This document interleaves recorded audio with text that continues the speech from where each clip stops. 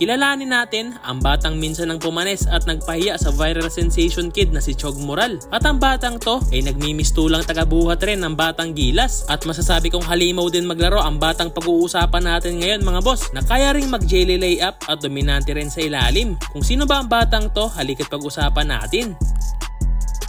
Siya ang batang si Travis Pascual. Malamang sa malamang ay pamilyar na sa inyo ang batang to mga boss, dahil isa si Travis Pascual sa mga batang nagrepresent at nanguna sa batang Gilas under 16 sa katapos lang na FIBA Asia. Si Travis Pascual ay isang 6-footer guard at may edad na 16 years old. Sa mga nakalipas na laro ng batang Gilas ay isa talaga ang batang to sa mga napansin ko na merong husay at galing sa paglalaro. Katunayan ay isa nga si Travis Pascual sa kinuhang starting 5 ni Coach Eli Tenorio, dahil base rin sa nakita kong performance ng batang to ay all around ang laruan ni Travis, dahil sa kabila ng kanyang pagiging gwardya ay kaya rin niyang makipagsabayan sa painted area. At isa nga sa napansin ko sa kanya ay kaya niyang sumalaksak kahit malaki pa ang sumabay sa kanya, at kaya rin niyang makakuha ng rebound sa ilalim na tila ang malalaki niyang kalaban ay kaya niyang batain. Kaya rin niyang makagawa ng mga jelly layup o di kaya naman ay acrobatic layups. At pagdating sa outside shooting ay maasahan din ang batang si Pascual. At ang isa pang nagustuhan ko sa batang to ay napakasipag niya sa mga hustle plays. Kaya rin niyang pangunahan ng kanyang team dahil kaya niyang magdala ng bola at may malawak siyang court vision. Kaya kompletos ricados na talaga ang batang to.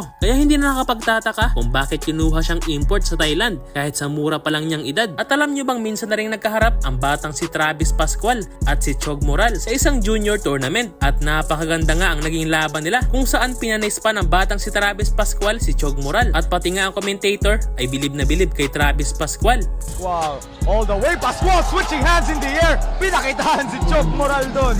At hindi nga nakakaporma ang batang si Moral kapag si Pascual na ang dumipensa sa kanya. Kaya ito nga't panoorin natin ang mga highlights ng batang to. At kayo na nga ang bahalang humusga kung sino nga ba ang pinakamagaling, si Chog Moral ba o si Travis Pascual.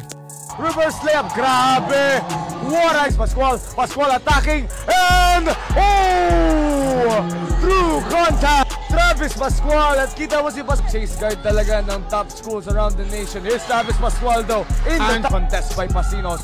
Pascual sa loob, pasok, and Pascual, he'll take it firm. Whoa! Pascual, grabe! Cradles it, then moves to the left with the...